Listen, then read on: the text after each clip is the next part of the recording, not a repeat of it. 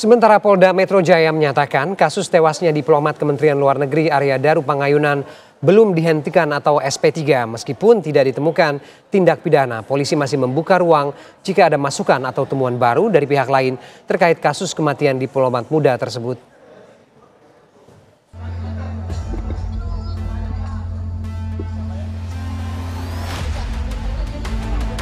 Polisi telah menyelesaikan penyelidikan perkara kematian Arya Daru Pangayunan yang ditemukan meninggal 8 Juli lalu di kamar kosnya dengan kondisi terlilit lakban.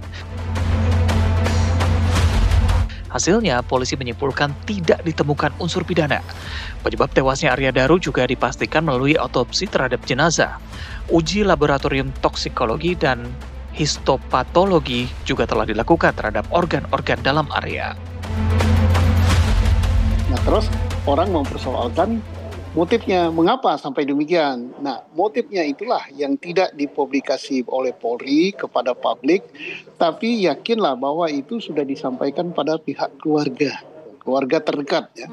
Nah, sekarang bagaimana keluarga terdekat kok tidak menyampaikan juga motifnya? Tentunya hal-hal yang menyangkut privasi ya, privasi, dan itu dilindungi oleh hak asasi.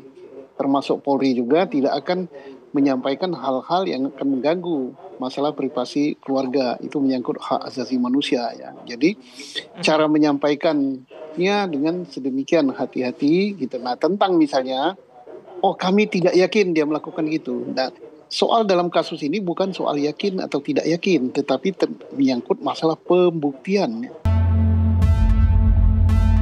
Polisi juga memastikan dalam rekaman kamera pengawas tidak ditemukan penyisipan atau potongan frame. Namun pakar telematika Abimanyu Wahyu Widayat mengatakan CCTV yang ditampilkan tidak lengkap. Kalau seseorang bisa ditampilkan saat dia buang sampah saja bisa, ya berarti pulang kantor juga masih bisa normal. Buang sampah di review kok. Ada orang seliweran buka-buka baju malah di review juga kok. Orang pegang sapu di review. Tetapi semudah untuk mengetahui kapan orang itu pulang, berangkat, dan kemudian di tempat tinggalnya dia kapan berangkat tugas, itu normal. Kalau bisa direview di rooftop, area yang harusnya secure. Bahkan polisi tidak boleh men-share yang dia di rooftop malah. Itu dikasih lihat kepada publik. Yang simpel saya nanya, sekarang yang di lobi saat dia pulang, ya kemudian saat dia di tempat pusat pembelanjaan, itu lebih umum daripada rooftop. Nggak berani polisi menayangkan di situ. Di sisi lain, kriminolog Universitas Budi Luhur, Luki Nurhadianto menyoroti soal ponsel Arya yang hingga kini masih belum ditemukan.